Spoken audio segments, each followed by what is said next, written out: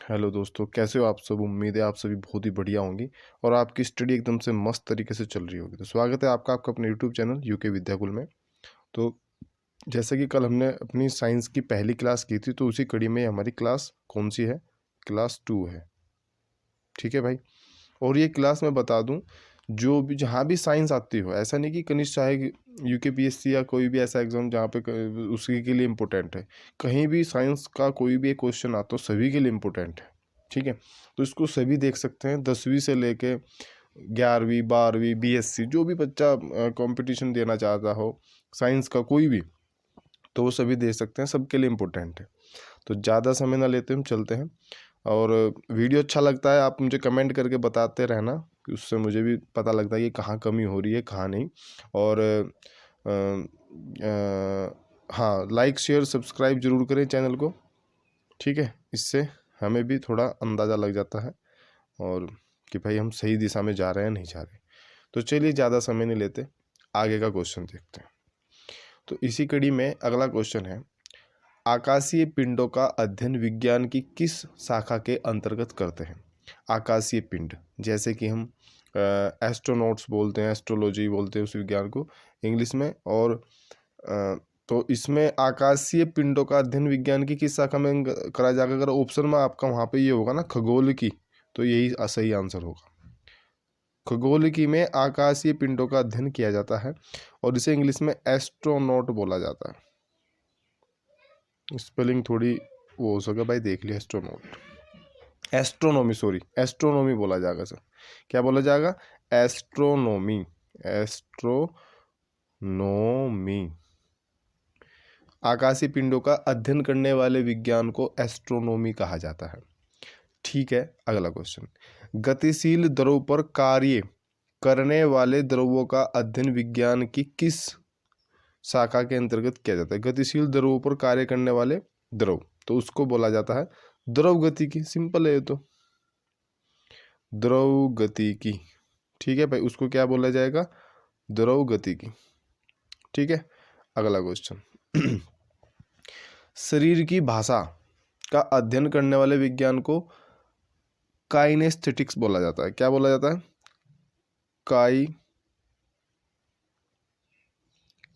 काइनेस्थेटिक्स। भाई इनके proper notes बनाते रहिए, तो बाद में आपको एक बेहतरीन नोट्स आपके तैयार हो चुके होंगे। ठीक है, काइनेस्थेटिक्स। सेलिनोलॉजी पूछता है, सेलिनोलॉजी में किसका अध्ययन किया था? चंद्रमा का अध्ययन का विज्ञान को सेलिनोलॉजी कहा जाता है। मानवीय सुंदरता का अध्ययन को क्या कहा जाता है? कैकोलॉजी कहा जाता है। मानव की सुंदरता के बारे में अध्ययन करना कैकोलॉजी है। ठीक है, उसके बाद भारत में परमाणु ऊर्जा विभाग का जनक किसे माना जाता है? इंपॉर्टेंट क्वेश्चन है, पेपर में आगा कई बार। भारत में परमाणु ऊर्जा विभाग का जनक डॉक्टर होमी जहांगीर भाभा। इन्हीं के नाम पर भाभा परमाणु संयंत्र केंद्र, डॉक्टर होमी जहांगीर भाभा।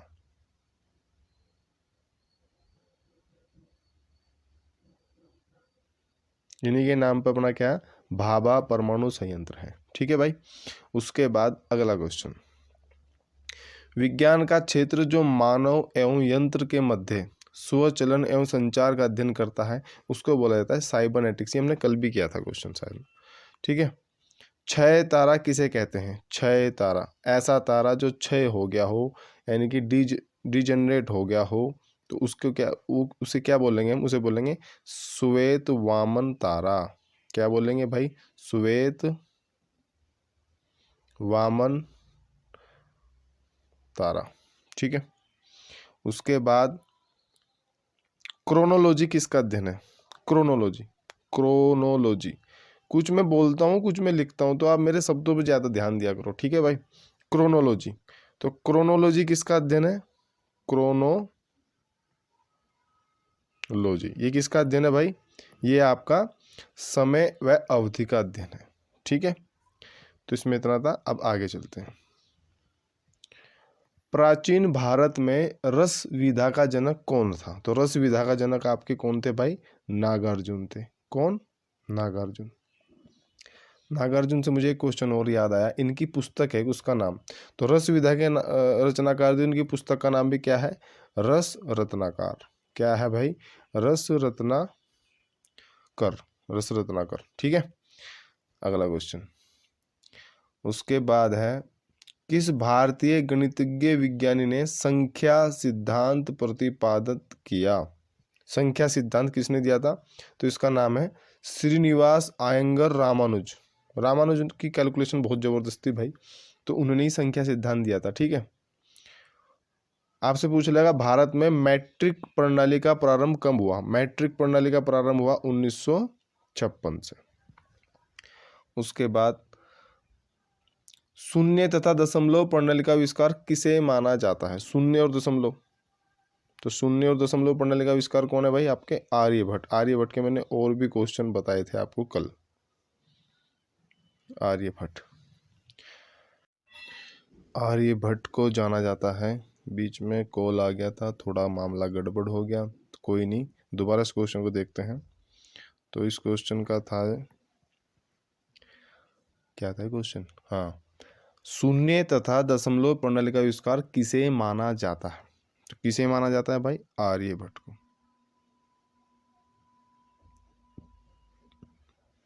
आर्यभट्ट ने ही शून्य और दशमलव प्रणाली चलाई थी। एक गाना भी है, वो आपने सुना हो, जब जीरो दी मेरे भारत ने, भारत ने मेरे भारत, सुना करो ऐसे गाने। उसके बाद अगला क्वेश्चन जो आता है, भौतिकी का जन्मदाता किसे माना जाता है? आपसे पूछ सकता है पेपर में, फिजिक्स, भौतिकी, भौतिकी के जन्मदाता कौन है? तो इसके जन्मदाता भाई sir Isaac Newton. Sir Isaac Newton, Newton ध्यान रखिए बस। ठीक है, आपको तो वहाँ मास्टर थोड़ा ही बनना, आपको तो बस अपना काम निकालना। ठीक है भाई, उसके बाद भारत की प्रथम इंजीनियरिंग शिक्षा संस्थान कहाँ स्थापित की? तो बता ही दोगे आप यार, तो ये था आपका रुड़की। कहाँ था भाई? रुड़की। ठीक है, अगला क्वेश्चन है, अच्छा अगर मैं आपसे पूछूं मूल राशि कितनी है? मूल राशि कितनी भाई? ये तो 11वीं 12वीं का बच्चा आराम से बता देगा। मूल राशि है आपकी 7, और कितनी और हैं? 2 हैं आपकी पूरक राशि। ये इंपॉर्टेंट है भाई, ऐसे क्वेश्चन यहीं से आंसर निकलना, देखना। 7 मूल राशि हैं, 2 पूरक राशि हैं। मूल राशि होती क्या है? जो स्वतंत्र हो, जो किसी पर निर्भर ना करती हो, जिनके खुद के मात्रक हो, उन्हें मूल राशि कहते हैं।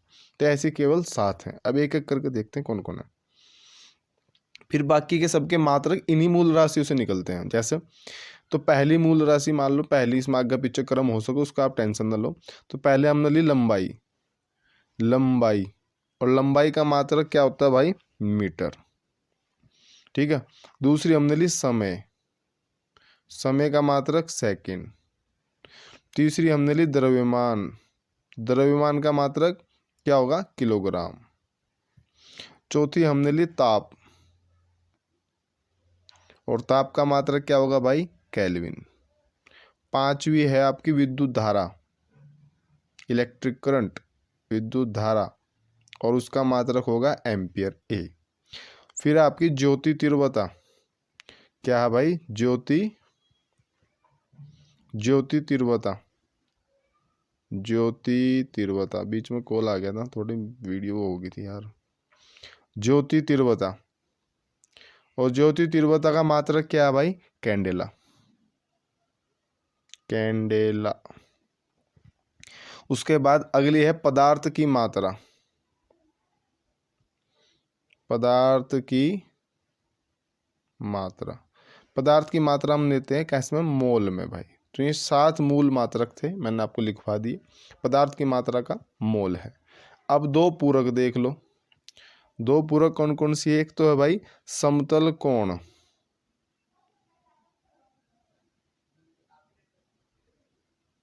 समतल कोण क्या है भाई? आपका है रेडियन, रेडियन भाई, रेडियन। और दूसरा घन कोण,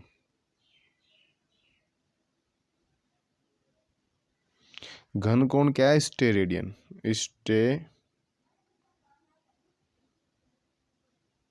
स्टेरेडियन, ठीक है।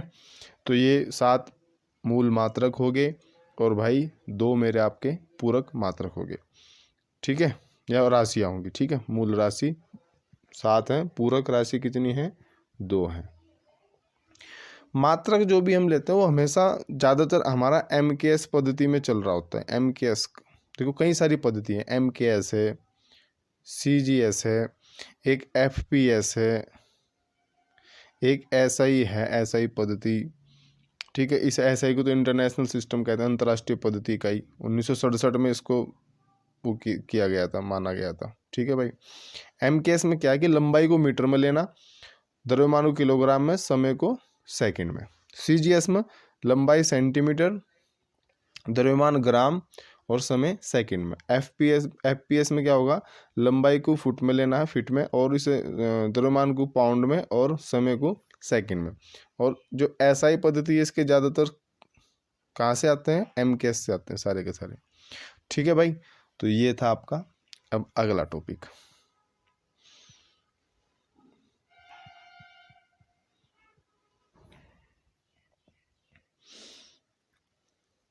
उसके बाद है अगला क्वेश्चन। आपसे ये भी पूछ सकता है कि SI पद्धति किस पद्धति का विस्तारित रूप है, एडवांस वर्जन है? तो आप क्या दोगे आंसर? MKS। क्या है? MKS। CGS पद्धति का प्रचलन कहाँ होता है ज़्यादातर? अगर एक क्वेश्चन पूछता है तो ज़्यादातर इसका प्रचलन होता है भाई फ्रांस में। कहाँ होता है जी? फ्रांस में। किस पद्धति को ब्रिटिश पद्धति भी कहा जाता है? तो FPS को ब्रिटिश पद्धति भी कहा जा, ये ब्रिटिश, ये फ्रांस, CGS, MKS, SI पद्धति, ये भारत में ज़्यादातर MKS पे ही चलता है सब काम। माप तोल के अंतर्राष्ट्रीय कार्यालय का मुख्यालय कहाँ है? तो माप तोल के अंतर्राष्ट्रीय कार्यालय का मुख्यालय भी कहाँ है? फ्रांस में है, और फ्रांस में एक जगह है सेवरेस, वहाँ पर इसका माप तोल का मुख्यालय है, ठीक है भाई।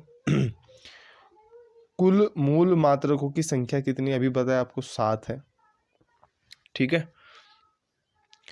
एक क्वेश्चन और है, वो भी लिख लीजिए। ये RAS राजस्थान की कोई एग्जाम में आया है। श्यानता की इकाई, श्यानता, इसकी इकाई क्या होगी? पवाइज,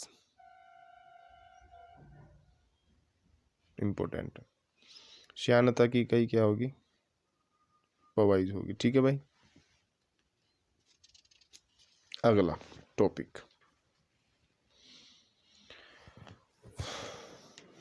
कुछ आपको चेंज करना है, जैसे कि चलो ये तो नहीं आएगा शायद, मुझे लग नहीं रहा इम्पोर्टेंट। हाँ, ऐसा क्वेश्चन आ जाता है कि एक बैरल में कितने लीटर होता है? एक बैरल में कितने लीटर होता है? तो 159 लीटर होता है, ठीक है। ये आपसे पूछ लगा ऐसे क्वेश्चन घुमा कि बैरल किसका मात्रा है? तो बैरल किसका भाई? द्रव मापते हैं बैरल से ना, ठीक है, तो द्रव का है। उसके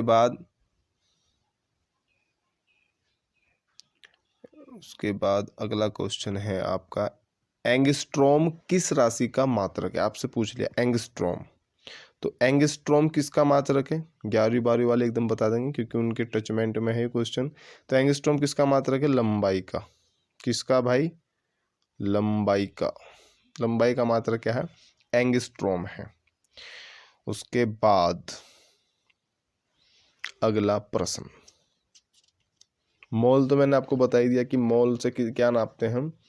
मोल से पदार्थ की मात्रा का निर्धारण करते हैं कि आपने कितना पदार्थ उसके अंदर लिया है, ठीक है।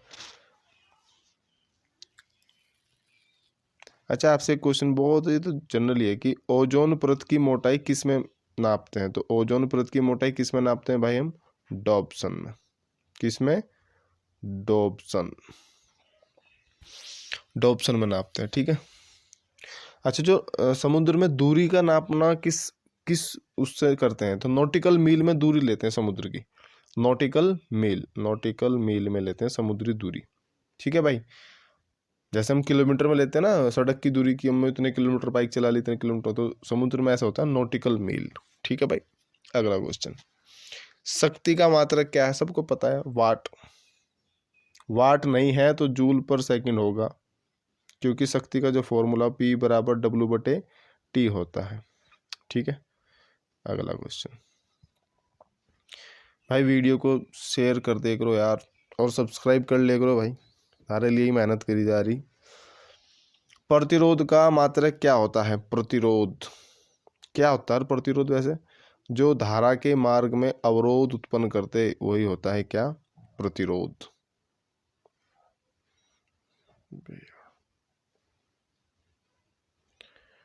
प्रतिरोध जनरली से R से प्रदर्शित करते हैं, तो इसका मात्रक होता है ओम। ऐसा बनाता है ओम, या हिंदी में लिख देंगे ओम। जो धारा के मार्ग में अवरोध उत्पन्न करते, ओम। ओम का नियम भी आता था 10वीं में। ठीक है, वही है। अधिवर्ष में फरवरी कितने दिन? तो सभी को पता, 29 दिन की होगी। लीप वर्ष में फरवरी पूछ रहा। ठीक है, अगला क्वेश्चन, मैक संख्या किस राशि का मात्रक है? मैक संख्या, तो मैक संख्या जो होती है ना, ये उच्च वेग का मात्रक है। हाई स्पीड, बहुत हाई स्पीड, मैक संख्या। जैसे जहाज की स्पीड हम किससे निकालते हैं? मैक संख्या से निकालते हैं। ठीक है, ऊष्मा का मात्रक क्या होता है? कैलोरी। ऊष्मा का मात्रक कैलोरी होता है। ठीक है भाई, उसके बाद द्रव्यमान का सबसे बड़ा व्यापारिक मात्रक क्या है? चंद्रशेखर सीमा। द्रव्यमान का सबसे बड़ा व्यापारिक मात्रक क्या है? चंद्रशेखर सीमा है। उसके बाद परमाणुओं व नाभिकों के द्रव्यमान किस इकाई में व्यक्त किए थे? परमाणु का द्रव्यमान या नाभिक का द्रव्यमान हम लेते हैं AMU, एटॉमिक मास यूनिट। ठीक है भाई, AMU में लेते हैं। यहाँ तक क्लियर है? चलिए आगे,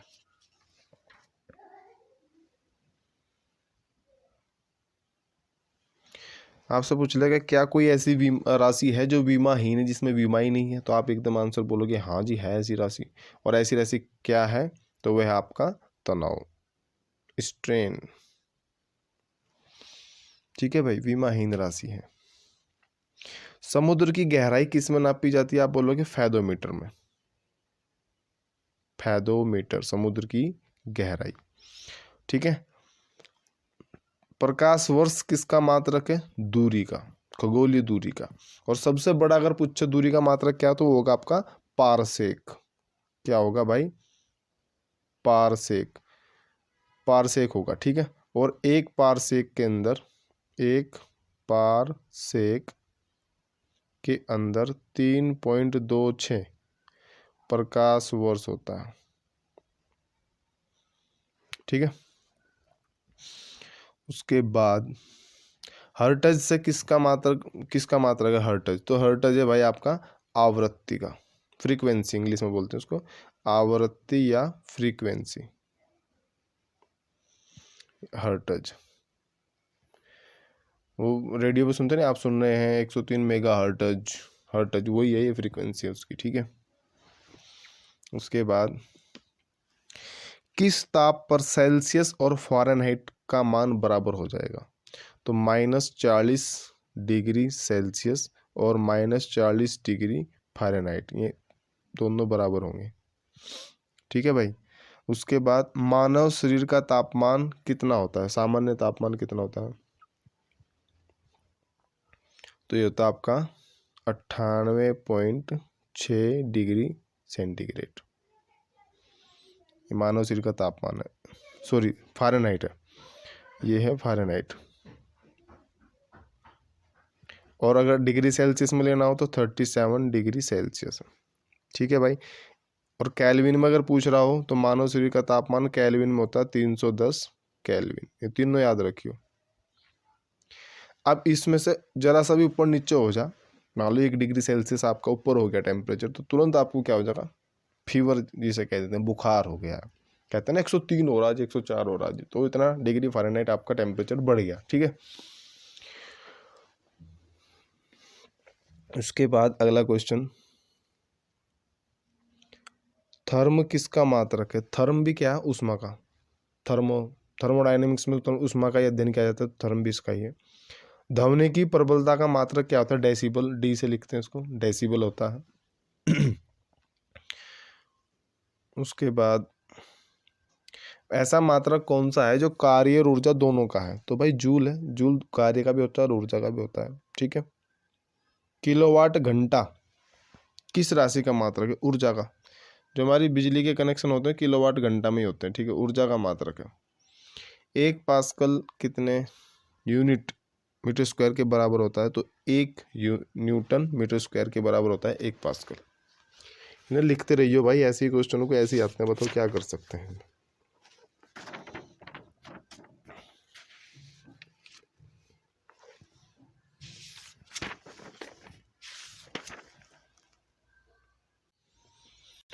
अगला क्वेश्चन है भाई आपका, मैनोमीटर से हम नापते हैं गैसों का दाब। लक्सीमीटर से अगर आपसे पूछा, लक्सीमीटर से हम नापते हैं आपका क्या? प्रकाश की तीव्रता। लक्सीमीटर से प्रकाश की तीव्रता, लक्सीमीटर से प्रकाश की तीव्रता। ये लिखते रहिए भाई, मेरे शब्दों पर ज़्यादा ध्यान दिया करो। और सोनार, सोनार समुद्री यात्रियों के लिए यूज़ होता है समुद्र में। वो समुद्र के नीचे गहराई में कोई चीज़ है तो उसका पता लगाती है। सोनार का फुल फॉर्म होता है sound of navigation and ranging. Sound of navigation and ranging sonar का फुल फॉर्म है, ठीक है। परमाणु बम की खोज किसने की थी? ऑटो हॉर्न ने की थी। अच्छा, अल्टीमीटर का उपयोग क्या करते हैं? उड़ते विमान की ऊंचाई नापने के लिए। कहते हैं ना, उड़ती चिड़िया के पर गिन दूंगा, तो कहीं अल्टीमीटर थोड़ा ही है भाई जो उड़ती चिड़िया के पर गिन देगा, वो तो अल्टीमीटर ही बता सको, ठीक है। पैर सो गया यार। उड़ते समय विमान की ऊंचाई नापने वाले को अल्टीमीटर कहते हैं, ठीक है। लक्समीटर हो गया, प्रकाश की तीव्रता। कैरेटोमीटर का अर्थ सोने की शुद्धता हो गया। सोने की शुद्धता किससे नापते हैं? कैरेटोमीटर, क्योंकि सोना कैरेट में आता है, 24 कैरेट, 22 कैरेट, 23 कैरेट। शुद्धता किसमें नापते हैं? कैरेटोमीटर में। मैनोमीटर गैसों को दाब। रडार का फुल फॉर्म हो गया रेडियो डिटेक्शन एंड रैगिंग, ठीक है भाई। तो भाई अब अपने अंतिम शब्द हम यही कहेंगे कि निकल तू खुद की खोज में, क्यों तू हताश है, तू चल मेरे दोस्त, तेरे वजूद की तो वक्त को भी तलाश है। हफ्ता चल रहा है वैलेंटाइन का, लेकिन भाई पेपर भी आ रहे हैं, तो वैलेंटाइन वुलेंटाइन कुछ नहीं होता भाई, ठीक है। इन चक्रों में ना पड़ो, हगडे पगडे आए कुछ नहीं आए, ठीक है। रोज राज डे क्या क्या मना पता भी नहीं मतलब। तो भाई इनके चक्रों में ना लगो, कामयाब हो जाओ। ऐसे हफ्ते आप डेली मनाओगे, हर महीने मनाओगे, ठीक है। ऐसा नहीं कि पूरे साल में एक ही हफ्ता आया, ऐसा हर महीने हर हफ्ते आपकी वो होगा, वैलेंटाइन ही होगा समझो। तो कामयाब हो जाओ, सब कुछ आपके पीछे पीछे है, वरना सब कुछ आपसे आगे आगे है, आप पीछे पीछे हो, ठीक है। वो भाग रहे, आप उनके पीछे भाग रहे, कुछ नहीं है, समय बर्बादी है। अपने लक्ष्य को निर्धारित करें और उन्हें अचीव करने में अपनी पूरी जान लगा दें। अपना गोल सेट करें कि भाई मुझे बनना है, इस साल मुझे इतना लेना है, या इस महीने मुझे इतना पढ़ना है, या इस महीने मुझे ये करना है। मैं ये नहीं कह रहा कि पढ़ाई से ही सब कुछ होगा। आपका जो भी लाइफ में लक्ष्य हो, आप उस डायरेक्शन में अगर काम कर रहे हैं ना, तो आपका जरूर वो आपके पास होगा लक्ष्य, ठीक है भाई। तो मेन है कि आपका कोई टारगेट तो हो। ऐसा थोड़ा है कि किसी ने कहा इधर को चल पड़े, उधर को कहा उधर को चल पड़े, ऐसा नहीं कुछ भी होने का भाई, ठीक है। तो आपका कुछ टारगेट हो, मान लो देखो सीधा ही ग्राफ है, इसको फॉलो करना। आप यहाँ हो, आपका लक्ष्य यहाँ है, ठीक है। सपोज करो कि आपका जो भी लक्ष्य है, टारगेट यहाँ है, आप यहाँ से चले, ये आपका ओरिजिन है। अगर आप एक डायरेक्शन में चल रहे हैं ऐसे सीधे बिल्कुल, तो आप जल्दी पहुँचोगे, ठीक है भाई। लेकिन अगर कोई आप यहाँ से चले, किसी ने कहा ना ना ये नहीं, ये इस यहाँ से ले ले, फिर आपने इधर को चल दिए। किसी ने कहा नहीं नहीं इधर को चल दे, ये वाला ठीक है, आप इधर को चल दिए। किसी ने कहा इधर को चल दे, ये वाला ठीक है, इधर को ऐसे। तो आपने तो जो देखो, इसे जोड़ो, इसे जोड़ो, इसे जोड़ो, जितनी एनर्जी आपको यहाँ तक लगानी थी आपने इतनी तो यहीं कहीं लगा दी, और हो आप यहीं इसी डायरेक्शन में ही हो, कहीं पहुँचे थोड़ा ही हो। तो भाई अगर एक ही डायरेक्शन में आप मेहनत करोगे ना, तो आप अपने टारगेट को जल्दी कवर कर लोगे, ठीक है। जल्दी ले लोगे, कवर नहीं ले लोगे, पालोगे। जो IAS PCS बनते हो, कई विदेश से चंद्रमा से उतर कर नहीं आते, वो भी सब यहीं से होते हैं, ठीक है। लेकिन उनकी स्ट्रैटेजी अलग होती है, वो सोचते अलग तरीके से, ठीक है भाई। तो बस आपको इतना करना है, ठीक है। आज की वीडियो में इतना ही। चलिए आपसे विदा लेते हैं। पढ़ते रहिए, कुछ भी डाउट हो कमेंट करते रहिए और वीडियो को आगे बढ़ाते रहिए। शेयर कीजिए, लाइक कीजिए, सब्सक्राइब तो ज़रूर कीजिए और करवाइए भी, ठीक है, क्योंकि चैनल आपका ही है। Okay bye, thank you so much.